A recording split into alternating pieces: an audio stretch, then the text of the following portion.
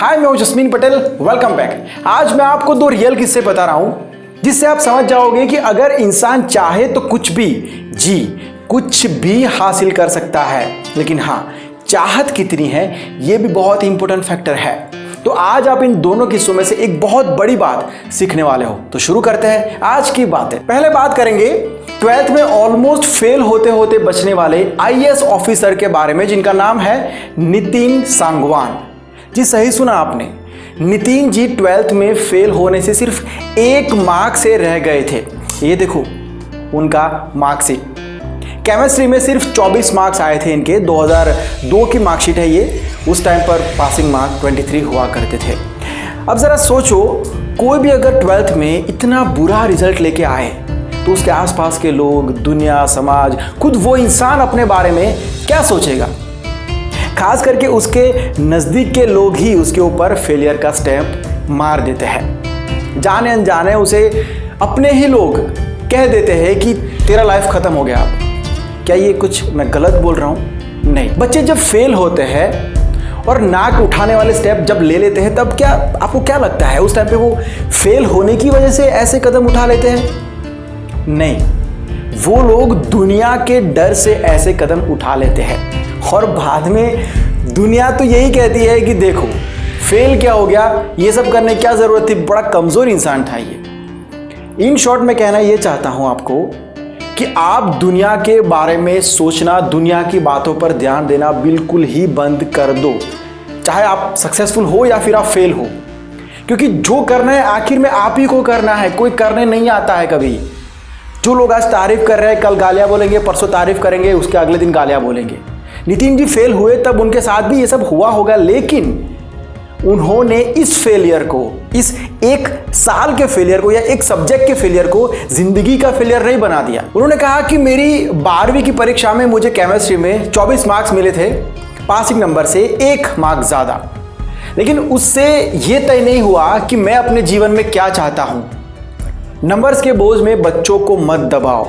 जिंदगी बोर्ड के रिजल्ट्स की तुलना में बहुत ज़्यादा बड़ी है। रिजल्ट्स को आत्मनिरीक्षण के तौर पर देखो, आलोचना के लिए मत देखो। नितिन जी ने आगे बहुत मेहनत की। उन्होंने आईआईटी मद्रास से एमबीए किया है। उसके बाद इन्फोसिस में जॉब भी की और जॉब के दौरान उन्होंने सिविल सर्विसेज की प्रिपरेशन शुरू कर दी थी और उसके बाद 2015 में 28th रैंक अचीव किया था। और आज की बात करें तो अहमदाबाद नगर निगम में उपनगर आयुक्त के पद पर तैनात है। क्या समझे? चलो एक और किस्सा बताता हूं। फुटपाथ पर रहकर पढ़ाई करने वाली भारती का है ये किस्सा। शायद आपने सुना होगा भारती खांडेकर का ये किस्सा। उनका फैमिली फुटपाथ पर रहता है। पापा मजदूरी करते हैं और माँ लोगों के घर पे झाड़ू पोछा वगैरह करती है। जब माँ बाप रोज़ काम पर चले जाते हैं तो भारती फुटपाथ पर अपने 2 छोटे भाइयों को संभालती है और साथ में पढ़ाई करती है। जी, पढ़ाई करती है, क्योंकि हालात चाहे कैसे भी हो उसे पढ़ना ही पढ़ना है, कैसे भी करके पढ़ना है। पढ़ाई ना करने के और पढ़ाई को क्विट कर देने के 1000 रीजंस उसके सामने है। और पढ़ाई करने का उसके पास सिर्फ एक ही रीज़न है कि मुझे आगे बढ़ना है मेरी लाइफ में। और उसने उन 1000 रीजंस को छोड़ के उस एक रीज़न को पकड़ लिया है और बहुत ही स्ट्रांगली पकड़ लिया है। ऐसे करते करते उसने अपनी पढ़ाई कंटिन्यू की और अभी 10th में उसने 68% अचीव किए। अगेन दुनिया के लिए देखें तो 68 बहुत ही छोटा नंबर है, कम मार्क्स कहते हैं कुछ लोग। लेकिन अगर ध्यान से देखो तो इस लड़की ने कौन से हालातों में 68% अचीव किए, तो ये आंकड़ा आपको बहुत ही बड़ा दिखेगा। ठंडी, गर्मी, बारिश में फुटपाथ पर रहना, सोना, कभी नगर निगम वाले आके जगह खाली कराते हैं, कभी तूफान या फिर बारिश का पानी परेशान करता है। परिवार इधर उधर आंखों में आंसू लेके भटकता रहता है, बच्चा कहीं और, माँ बाप कहीं और, सामान कहीं और। लेकिन उस परिवार की ये जो लड़की है उसके हौसले देखो। उसने कभी इंतज़ार नहीं किया किसी का कि कोई आएगा मेरी ज़िंदगी में या चमत्कार होगा और हमारी ज़िंदगी बदल जाएगी। नहीं, उसने ये जिम्मेदारी खुद को दी।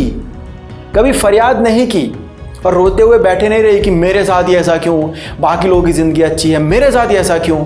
बल्कि उसने ये सोचा कि जो भी है यही है, अब यहां से कैसे आगे बढ़ना है ये मुझे सोचना है। और जब इंसान इस तरीके से सोचने लगे जब वो खुद की मदद करता है तो कायनात, कुदरत, खुदा, भगवान, यूनिवर्सल एनर्जी, आप जो भी कहते हो, वो मदद करता ही है।